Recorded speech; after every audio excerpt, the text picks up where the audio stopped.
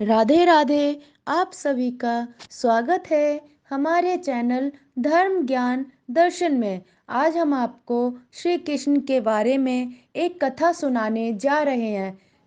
वैसे तो श्री कृष्ण भगवान के कई नाम हैं, श्याम, मोहन, बंशीधर, कान्हा और न जाने कितने नाम, लेकिन इनमें से एक प्रसिद्ध नाम है लड्डू गोपाल। क्या आपको पता है भगवान श्री कृष्ण का नाम लड्डू गोपाल क्यों पड़ा?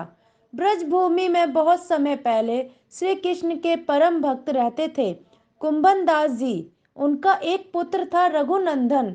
कुंभन दास जी के पास बांसुरी बजाते हुए श्री कृष्ण जी का एक विग्रह था। वह हर समय प्रभु भक्ति में लीन रहते और पूरे नियम से श्री कृष्ण जी की सेवा करते थे।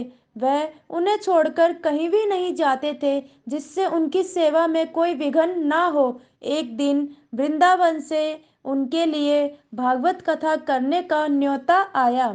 पहले तो उन्होंने मना कर दिया, परंतु लोगों को जोर देने पर वे जाने के लिए तैयार हो गए कि भगवान की सेवा की तैयारी के करके वे कथा करके रोज वापिस लौट आया करेंगे। वह भगवान की सेवा नियम भी नहीं छूटेगा। अपने पुत्र को उन्होंने समझाया कि भोग मैंने बना दिया है, तुम ठाकुर जी को समय पर भोग लगा देना, और वे चले गए। रघुनंदन जी ने भोजन की थाली ठाकुर जी के सामने रखी और सरल मन से आग्रह किया कि ठाकुर जी आओ, भोग लगाओ, ठाकुर जी आओ, भोग लगाओ। उसके बाल मन में यह छवि थी कि वह आकर अपने हाथों से भोजन करेंगे, जैसे हम खाते हैं वैसे ही वह भी खाएंगे। उसने बार बार आग्रह किया, लेकिन भोजन तो वैसे के वैसे ही रखा रहा।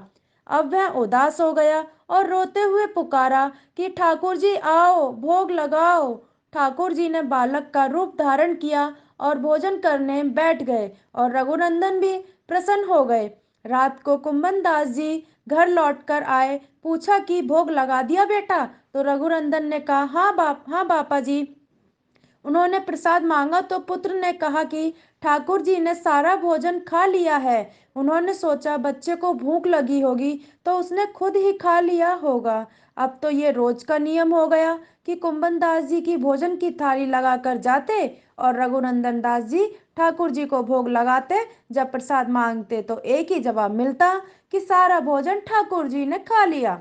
कुंभन दास जी को अब लगने लगा कि पुत्र झूठ बोलने लगा है, लेकिन क्यों? उन्होंने उस दिन लड्डू बनाकर थाली में सजा दिए और चुप कर देखने लगे कि बच्चा क्या करता है। रघुनंदन जी ने रोज की तरह ठाकुर जी को पुकारा तो ठाकुर जी बालक रूप में प्रकट होकर लड्डू खाने लगे। यह देखकर कुंभन दास जी दौड़ते हुए आए और प्रभु के चरणों में गिर पड़े और विनती करने लगे।